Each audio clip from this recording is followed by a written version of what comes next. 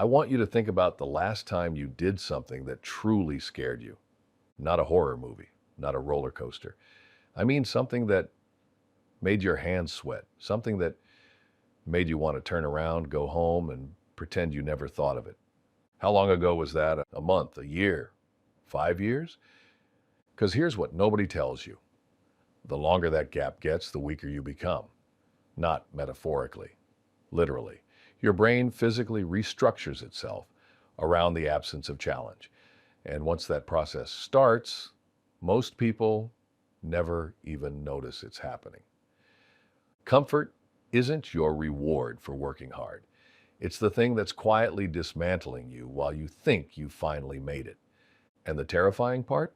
It feels incredible the entire time. Here's something your nervous system does that nobody talks about.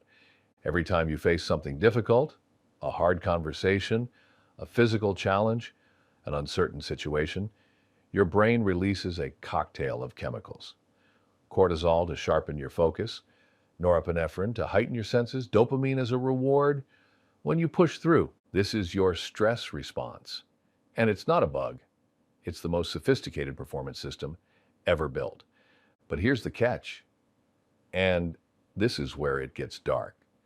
That system requires regular activation to stay calibrated, like a muscle, like a skill.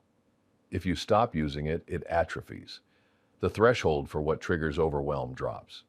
The window of what you can handle shrinks.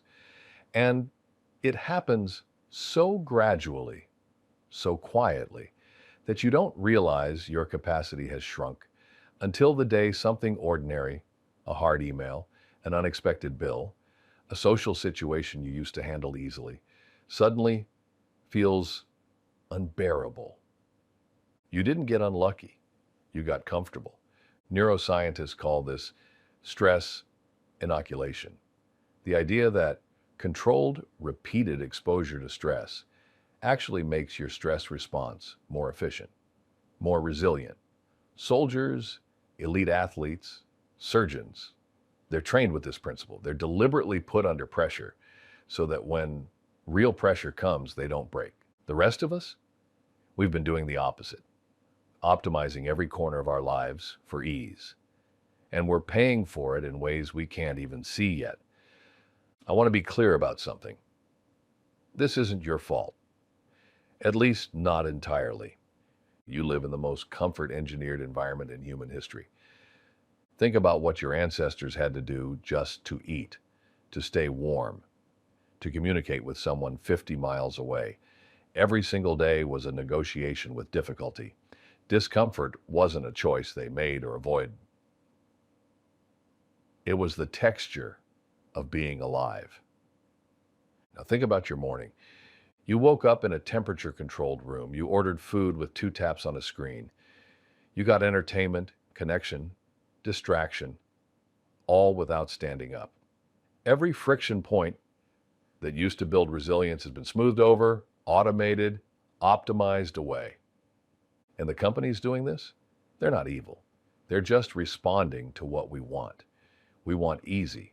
We reward easy. We spend money on easy. But here's the thing about a system designed to give you exactly what you want. It doesn't care what that costs you. Streaming platforms are designed to keep you watching. Social media is designed to keep you scrolling. Food delivery exists so that the small, low-grade difficulty of cooking your own meal never has to interrupt your evening. None of this is inherently wrong, but add it all up, and you've built a life where difficulty has been almost entirely removed, where your brain almost never has to do what it was built to do. And a brain that never gets tested stops trusting itself. Here's what comfort does to your world over time. It shrinks it. Not all at once, slowly, almost invisibly. First, you stop doing the things that are hard but optional. The gym at 6 a.m., the side project, the difficult conversation you've been putting off. Then you stop doing the things that are hard but important. You avoid the promotion because the new role feels uncertain. You stay in the relationship that isn't working because leaving requires facing the unknown. You don't start the thing you actually care about because starting means risking failure. And then, and this is the part that haunts me, your sense of what's possible starts to match your shrinking world. You don't think of yourself as someone who takes risks anymore. You don't think of yourself as someone who can handle hard things because you've accumulated months, maybe years, of evidence that you choose comfort. Every time you chose the easier option, your brain recorded it, and slowly, your identity shifted to match your behavior. Psychologists call this the comfort zone paradox. The more you protect yourself from discomfort, the more discomfort grows. Because the world doesn't get easier, you just get less equipped to deal with it. The irony is brutal. The thing you did to feel safe is exactly what made you fragile. Now let me show you the other side of this. Because this isn't a punishment lecture. This is about what you're actually capable of. Every time you do something hard, something real happens in your brain. Your prefrontal cortex, the part responsible for decision-making, confidence, long-term thinking, gets stronger. Your amygdala, the fear center, gets smaller in its influence. Your tolerance for uncertainty expands. Your belief in your own ability to handle things grows. Not because someone told you to believe in yourself, but because you have actual evidence. This is why people who do cold plunges aren't just building physical tolerance. They're practicing the act of choosing discomfort. They're training the decision to do the hard thing when everything in their body says don't. It's why people who journal through difficult emotions become more emotionally intelligent, not less sensitive, but more capable. It's why the athletes, the founders, the artists who seem to perform under pressure aren't built differently than you. They've just done hard things more consistently, for longer, until their nervous system learned to treat challenge as familiar. Difficulty isn't something that happens to strong people. Difficulty is how people become strong. So what do you actually do with this? I'm not going to tell you to quit your job, run a marathon, or take a cold shower. Not because those things don't work, but because the point isn't the dramatic gesture. The point is the pattern. What you're trying to do is reintroduce friction, deliberately, consistently, in doses small enough to actually do and large enough to actually matter. Start with one thing you've been avoiding, not the hardest thing on your list. Just one real thing.